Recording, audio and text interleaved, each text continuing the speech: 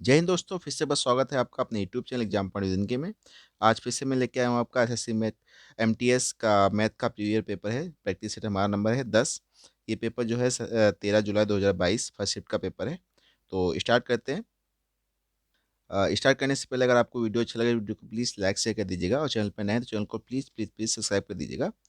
तो आज का हमारा पहला क्वेश्चन है, दो बीकरों में अम्ल और जल के अनुपात क्रमशः 2:3 है और 3:4 है।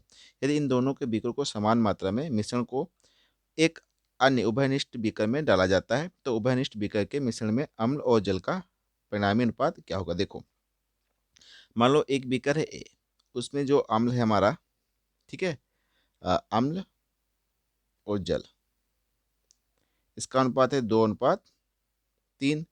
एक बीकर है बे, उसमें अनुपात है इसका 3:4। अब बोलता है इनकी समान मात्रा को डालना है, किसी बीकर हम समझ लेते हैं सी में डालना है, ठीक है।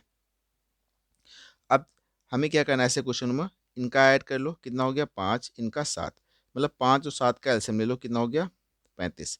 मतलब इनका एलसीएम ऐड कर लो तो कितना हो गया 5, इनका ऐड कर लो कितना हो 7, इनका एलसीएम कितना हो 35। मतलब पहले वाले से भी हम 35 डालेंगे, दूसरे वाले बीकर से भी 35 की मात्रा हम डालेंगे।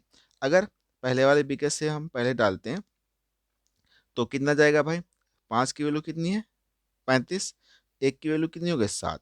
मतलब हमने अम्ल डाला 14 और जल डाला हमने 21। ऐसे ही यहाँ पे 7 की वैल्यू कितनी है 35, एक की वैल्यू कितनी हो जाएगी 5। फिर हमने अम्ल डाला 5×3 = 15, और उसके बाद जो जल डाला हमने 20। अब ये हमारा ऐड कर दो, सी बीकर में हमने जो डाला है टोटल, ये हो गया हमारा 9 और 1:2:1:4। तो कौन सा अनुपात होगा 29:41। ऑप्शन नंबर 2 बिल्कुल हमारा राइट हो जाएगा, ठीक है। नेक्स्ट क्वेश्चन, यदि 15 पेंसिलों का क्रय मूल्य 10 पेंसिलों के विक्रय मूल्य के बराबर है, तो लाभ प्रतिशत या हानि बताइए, ठीक है। ऐसे क्वेश्चन में हमेशा क्या होगा, हमें लाभ क्या होगा, लाभ होगा कि 15 पेंसिल क्रय मूल्य 10 पेंसिलों के विक्रय मूल्य के बराबर है। अब कितना अंतर है 5 पेंसिल का, हम कितने में बेचेंगे क्रय मूल्य के हिसाब से 10 में, इंटू 100, 0 0, मतलब कितना प्रॉफिट होगा 50%। ऑप्शन नंबर 4 बिल्कुल हमारा राइट हो जाएगा। अगले क्वेश्चन क्यों चलते हैं। अगला क्वेश्चन कहता है, निम्न बार चार्ट 5 बैंकों द्वारा एक महीने में खोले गए खातों की संख्या दर्शाता है, मतलब सैकड़े में, ठीक है। ये गए खोले गए खातों की संख्या है, ठीक है। उसके बाद बैंक है B1 B2 B3 B4 B5। B1 B question हमारा कहता है B1 B3 और B5 के प्रत्येक खाते में औसत धनराशि कितनी है 500 रुपये है। B2 और B4 के प्रत्येक खाते में औसत धनराशि 1000 रुपये है। ये दिए गए महीने के दौरान सभी पांचों बैंकों में एक साथ खोले गए सभी खातों को कितनी धनराशि है। पहले तो हम निकाले थे B1 B3 B5। B1 B3 B5 कितने खाते खोले गए, ये हमारे खातों की संख्या है सैकड़े में, 40 70 और 30, कितना हो 36, कितना हो गया 106, ठीक है। 106 खाते खोले गए और प्रत्येक के बैंक में कितने हैं 500 रुपये, ठीक है। उसके बाद B2 B4, मतलब B2 ये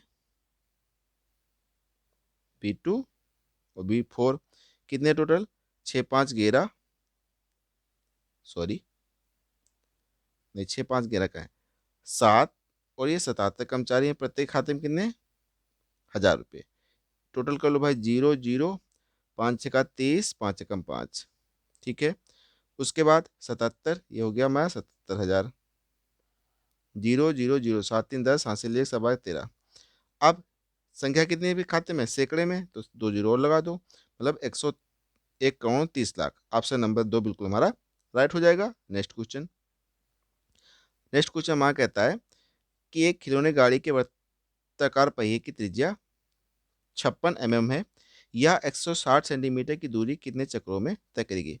भाई एक चक्कर हम मान लेते हैं, पहिए का एक चक्कर बराबर कितना होगा, एक चक्कर अगर हम पहिया लगाएंगे, वो तो जो गोल पहिया है तो वो परिधि के ही बराबर लगाएगा, तो परिधि क्या होती है 2π/RH, ठीक है।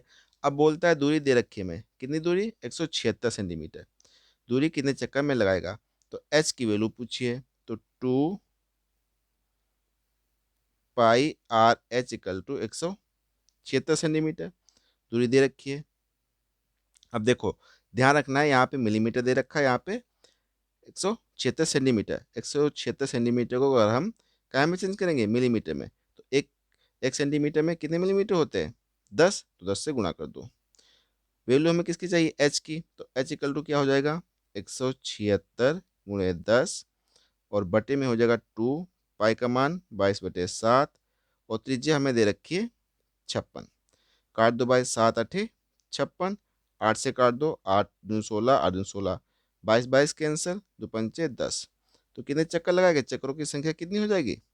5। ऑप्शन नंबर 2 बिल्कुल हमारा ठीक है, राइट हो जाएगा। नेक्स्ट क्वेश्चन, दो संख्याओं का अनुपात दे रखा है 3:7, उनका योग 180 है। ध्यान में से अंतर पूछा है भाई, देखो 7 3 10, 10 की वैल्यू दे रखी है 180, एक की वैल्यू 18। अब बोलता है अंतर, अंतर कितना है? टोटल है 10, अंतर कितना है? 4। तो 18 चौको 72, ऑप्शन नंबर 1 बिल्कुल हमारा राइट हो जाएगा। नेक्स्ट क्वेश्चन, एक यात्रा के दौरान एक व्यक्ति आधी दूरी 18 किलोमीटर प्रति घंटा की चाल से और शेष आधी दूरी 22 किलोमीटर प्रति घंटा चाल से तय करता है। पूरी यात्रा के दौरान औसत चाल, हमने फॉर्मूला क्या पढ़ा था? 2xy अपान एक्स प्लस वाई, औसत चाल ये होती है। तो 2x मतलब 18, y मतलब 22, 18 22 कितना हो गया? 40, दूना 4, 2 से काट दो 10, 2 एकम 11, 18 11 गुणा 11 88 का 8 हासिल 8, 11 का 11 और 8 19/10, मतलब 19.8। ऑप्शन नंबर 2 बिल्कुल हमारा राइट हो जाएगा। नेक्स्ट क्वेश्चन, एक 7 सेंटीमीटर कोर वाले लकड़ी के घन से सबसे बड़े संभावित लंब वृत्तीय बेलन काटा जाता है। बेलन को काटने के बाद बचे हुए बेलन का आयतन ज्ञात कीजिए। ठीक है, बचे हुए घन का आयतन ज्ञात कीजिए। मान लो हमें ये घन है, ठीक है, इस प्रकार से मान लेते हैं हमारा घन है, इसमें हम ये बेलन काटते हैं। ठीक है, ये वाला, 1 सेकेंड, घन हम सही से बना लेते हैं इसको। ये हमारा मान लो घन है, ठीक है। इसमें जब हम बेलन काटेंगे तो इस प्रकार से होगा ये ठीक है। अब इसकी त्रिज्या क्या हो जाएगी? त्रिज्या आधी हो जाएगी, मतलब 7/2 हो जाएगी। ठीक है, लेकिन इसका आयतन निकालेंगे कैसे? हम क्या करेंगे, पूरे घन के आयतन से बेलन के आयतन से घटा दें तो बचे हुए घन का आयतन आ जाएगा। अब पूरे घन का आयतन क्या हो जाएगा? भुजा cube minus pi r square h. ठीक है, अब आर कितना दे रखा है? 7 है भाई, कोण कितनी है? 7 सेंटीमीटर, तो हो जाएगा 7 × 7 × 7 माइनस पाई का मान 22/7 गुणे आर स्क्वायर। आर कितनी हो जाएगी? 7/2, क्योंकि घन की जो हमारी भुजा आती है 7 सेंटीमीटर थी। अगर वृत्त ऊपर हो जाएगा, बेलन बेलन की त्रिज्या क्या हो जाएगी? आधी। तो 7/2 स्क्वायर है, पाई आर स्क्वायर होता है 7/2 इंटू। अब बात आती है एच, ऊंचाई कितनी? ऊंचाई तो कितनी रहे? 7 ही रहेगी, क्योंकि वो ये रही ऊंचाई बेलन की। अब काटो भाई, देखो यहां से हम क्या करेंगे, 7 से 7 कट गया, 2 से ये मैं 11, अब बचा 2। अब ये हो गया 7 7 कितना? 343 माइनस 7 7 49, ये हो गया 49। ठीक है, 11 की गुणा कर लो, 11 99 हासिल, 9 11 44 और 9 9 हो गया 53/2। तो ये हो गया हमारा 343 माइनस 2 से भाग कर दो, 2×4 2×6 12 2×18 2×5 10, घटा दो, पॉइंट लगा के 0 तो 5 आ गया। यहाँ बचे 12, 12 से 9 गया हमारा 3, और यहाँ बचे हमारे कितने? 13, 13 से 6 गया 7, 2 से 2 के 0, 73.5। ऑप्शन नंबर 1 बिल्कुल हमारा राइट हो जाएगा। ठीक है, नेक्स्ट क्वेश्चन काफी इजी क्वेश्चन है। दो संख्याओं का गुणनफल 432 है, एचसीएफ 6 तो एलसीएम पूछा है। हमें क्या पता होता है? एचसीएफ इंटू एलसीएफ क्या होता है? दोनों संख्याओं का गुणनफल दे रखा है, तो एचसीएफ कितना दे रखा है? 6, तो एलसीएम पूछा है भाई, इसको 6 से काट दो, 6 7 42, 6 दूनी 12, मतलब 72। एलसीएम कितना हो जाएगा? 72। नेक्स्ट क्वेश्चन, एक साझे व्यवसाय में ए और बी ने 5:6 के अनुपात में निवेश किया। ठीक है, 8 महीने के अंत में ए ने अपनी पूंजी वापस ली। यदि अंतिम लाभ में उनके हिस्सों का अनुपात 5:9 है, तो बी ने पूंजी कितने महीने की लगाई? हम मान लेते हैं जो ए ने पूंजी लगाई है वो 8 महीने के लिए। ठीक है, जो बी ने पूंजी लगाई है वो मान लेते हैं वाई महीने के लिए। लाभ कितना होता है? 9:5 में, 5 से 5 गया, द्वितीया 6 तो चक्कू 8, तीन तिया 9, 30 गुणा कर दो यहाँ पे 1, तो y इक्वल टू कितना हो जाएगा 4 गुणे 3, y इक्वल टू 12। तो बी ने कितने दिन बोला 12 महीने तक। ऑप्शन नंबर 1 बिल्कुल हमारा राइट हो जाएगा। नेक्स्ट क्वेश्चन, एक कार्य को Z2 और Z3 क्रमशः 8, 10, 15 दिनों में दिन काम करते हैं। Z1, Z2 और Z3 के दैनिक मजदूरी का अनुपात 3:4:5 है। यदि वे किसी किए गए कार्य में कुल 4,960 मजदूरी के रूप में प्राप्त करते हैं, तो प्राप्त मजदूरी Z2 और Z3 के संयुक्त हिस्सा क्या होगी। देखो भाई 8 दिन, 10 दिन, 15 और दिन दैनिक मजदूरी कितनी है 3, 4, मतलब 8 या 24 करते हैं ये। उसके बाद 10 चक्कू 40 और 15 चक्कू 60 करते हैं इस हिसाब से। अब ये टोटल रुपीज़ कितना मिलता है इनका 4,960 इनकी टोटल हो गई। किसकी पूछा है Z2, मतलब ये हमारा Z हो गया, Z2 Z3। अब Z2 Z3 कितना है 100 वैल्यू किसकी पूछी है 100 की, मतलब अनुपात 100 की वैल्यू पूछी है हमसे। अब टोटल इसको ऐड कर लो कितना हो गया 124। भाई 60 और 40 100, 100 24 24, इसको काट दो कितनी बार जाएगा ये 4 बार, मतलब 4000। जो जेड और जेड 3 को वैल्यू मिलेंगी टोटल रुपया मिलेगा 4000। ऑप्शन नंबर 3 बिल्कुल हमारा राइट हो जाएगा। कुछ नहीं करना है भाई, 8 दिन 10 दिन और 15 दिन में करते हैं। कितनी दैनिक मजदूरी करते हैं 3, 5, 4, 5, 4 के, तो 8 या 24, 10 चक्कू 40, 15 चक्कू 60, ये हमारी हो गई दैनिक कार्य, दैनिक जो हमने मजदूरी की है इस अनुपात में। इतना हमने कार्य किया, इतने इतने रुपये हमें इस क्षमता से हमें रुपये मिलने चाहिए, ये हमारी क्षमता हो गई। अब कुल कितने रुपये मिलते हैं 4,960, मतलब कुल की वैल्यू कितनी दे रखी है 4,960। वैल्यू किसकी निकाल ली है Z2 और Z3 की कितनी होती है 100, 100 की वैल्यू निकालनी है तो 100 इंटू में हो गया। अब कितने बराबर दे रखा था ये 124 के, तो 124 चक्कू यहाँ से हम निकालेंगे। नेक्स्ट क्वेश्चन, यदि 480 के 12.5% बटे 100 गुणे ई प्रतिशत, ई का बटे प्रतिशत का गुणे 100 72 के बराबर है, तो ई का मान पॉइंट हटाएंगे, जीरो बढ़ाएंगे, जीरो जीरो ये कैंसिल। अब बचाव को 48, 12×6 = 72, 25 पंचे 125, 25 चक्कू 100, 4 4 कैंसिल, 5 से काट दो, 5 दूनी 10, तो ई इक्वल टू हो गया 20×6 का 120। तो ऑप्शन नंबर 1 बिल्कुल हमारा राइट हो जाएगा। नेक्स्ट क्वेश्चन, एक ठोस शंकु के आधार का क्षेत्रफल दे रखा है हमें 616 सेंटीमीटर स्क्वायर है। यदि शंकु की ऊंचाई 15 सेंटीमीटर है तो शंकु का आयतन, देखो ये दे रखा है हमें शंकु का आधार का क्षेत्रफल। आधार क्या होता है वृत्त, वृत्त का क्षेत्रफल क्या होता है पाया, इसको इक्वल टू दे रखा है 616। और शंकु का आयतन क्या होता है 1/3 pi r square h, 1/3 pi r square value दे रखी है 616 और गुणे एच कितना है 15, इसको 5 से 3 से काट दो, 15 गुणा कर दो, 5×6 = 30, हासिल 3, 5×5 5×3 8, 6×5 = 30, 3080 सेंटीमीटर क्यूब। ऑप्शन नंबर 4 बिल्कुल हमारा राइट हो जाएगा। ठीक है। नेक्स्ट क्वेश्चन, संदीप एक खिलौना गाड़ी 500 रुपये में खरीदता है, मतलब ये हमारा SP CP हो गया, क्रय मूल्य खरीदता है, और उससे SP बेच देता है 625 रुपये में। कितना उससे लाभ होगा, लाभ होगा भाई अगर 500 खरीदी है तो 625, मतलब ज़्यादा की बेच रहे हो, कितनी ज़्यादा की 125 की। और कितने पे बेचोगे 500 पे बेचोगे भाई, 500 पे जो हमारा प्रॉफिट लॉस होगा, 2 जीरो कैंसिल, 5 दूनी 10, 25, 25% का लाभ होगा। ऑप्शन नंबर 1 बिल्कुल हमारा राइट हो जाएगा। नेक्स्ट क्वेश्चन, ब्याज वार्षिक रूप से संयोजित होने पर 20,000 की राशि पर 5 पैसे की वार्षिक दर से प्राप्त चक्रवृद्धि ब्याज 2050 से समय अवधि ज्ञात कीजिए। देखो हमें P दे रखा है कितना है 20,000 और CI दे रखा है हमें कितना है 20,050। A इक्वल टू क्या होता है P प्लस CI, तो A इक्वल टू हो जाएगा 22,050। अब फार्मूला क्या होता है A equal to P1 + R/100⁴n। Value किसकी निकालनी है हमें n की, ठीक है वैल्यू रखो यहाँ पे, तो ये होगा मैं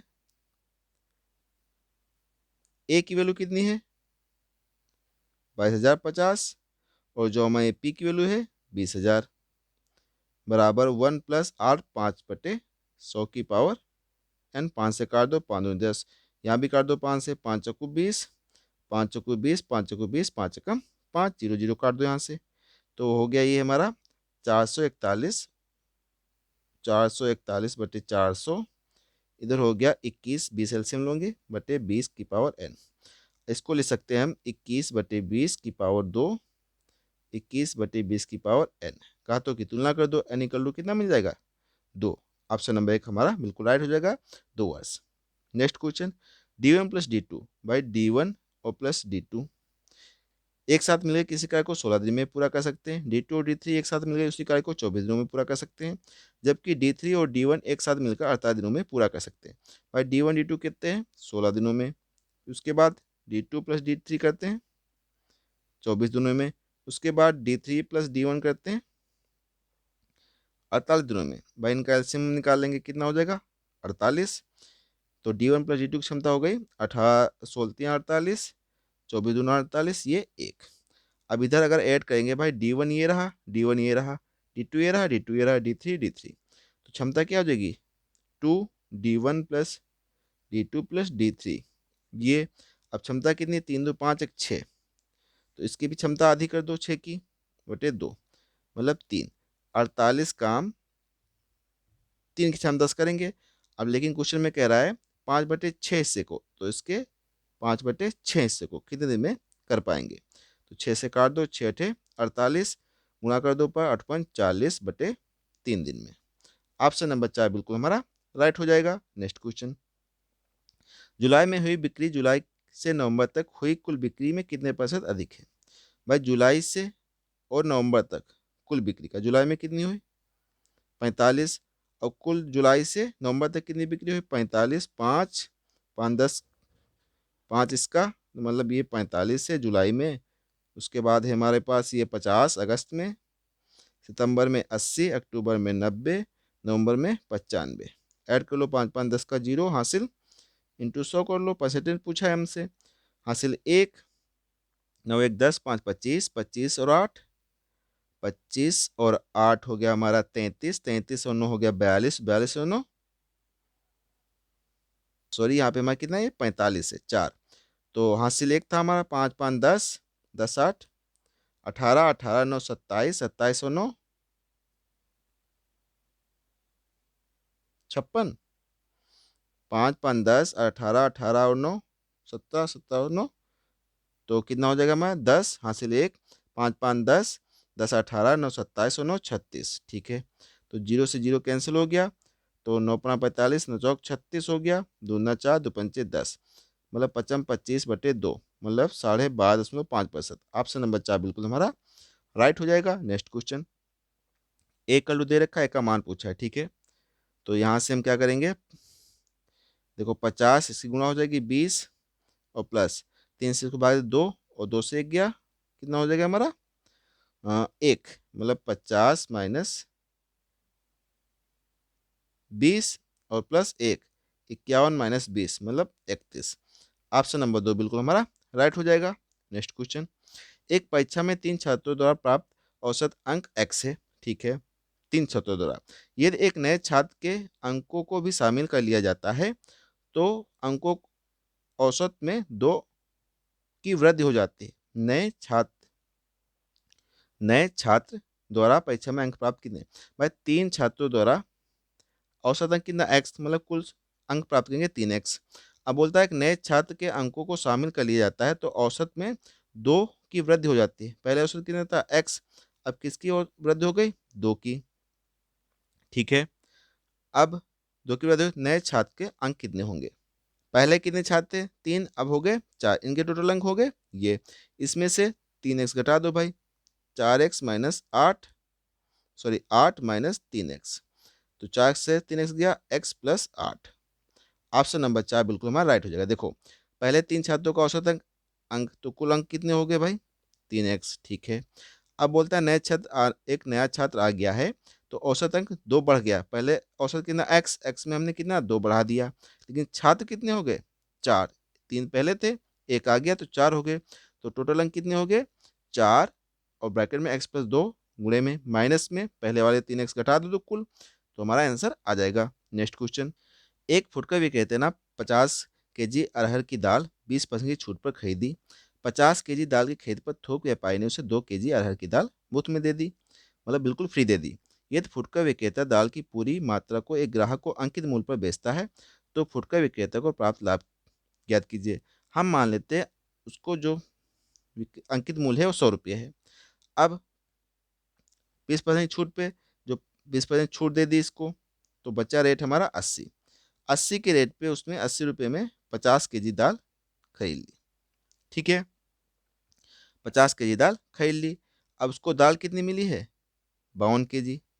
अब बोलता है वो कि भाई 52 kg मतलब अंकित मूल्य पे बेच दे, तो मतलब 5200 की बेच देगा वो।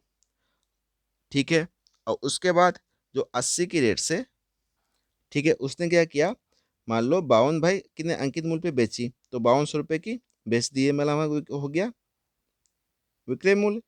अब हमें ये बताओ 80 रुपये के रेट से उसने 50 kg खरीदी थी, तो मतलब 8×5 = 40, 4000 रुपये खरीदी थी। ठीक है, ये हो गया हमारा विक्रय मूल्य। अगर 4000 खरीदी उसने और 5200 की बेच दी, कितने का प्रॉफिट हुआ? 1200 का। किस पे होगा? हमें 4000 पे होगा, इंटू 100।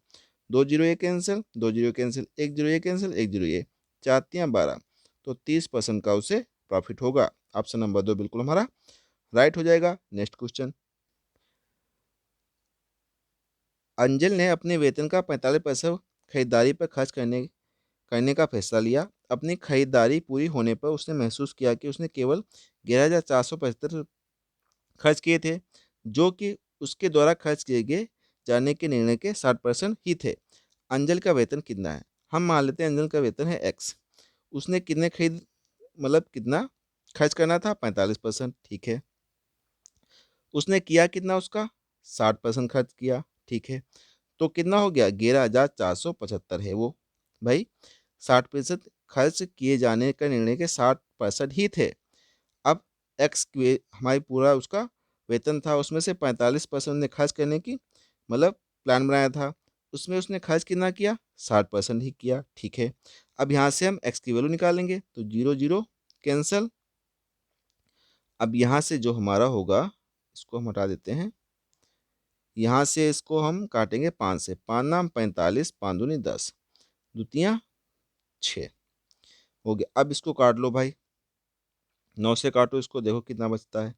9 × 9 तो बचा ये हमारा 2, तो 24 हो गया। 9 दूनी 18, 6 मतलब 67 हो गया।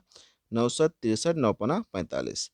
3 से काट दो इसको, 3×4 = 12, 3×4 = 12 और 3×2 = 6, 3×5 = 15, मतलब एक्स की वैल्यू आ गई 425 × 100, एक्स इक्वल टू 42,500। तो ऑप्शन नंबर 2 बिल्कुल हमारा राइट हो जाएगा। ठीक है, ये हमारा आज का लास्ट क्वेश्चन था।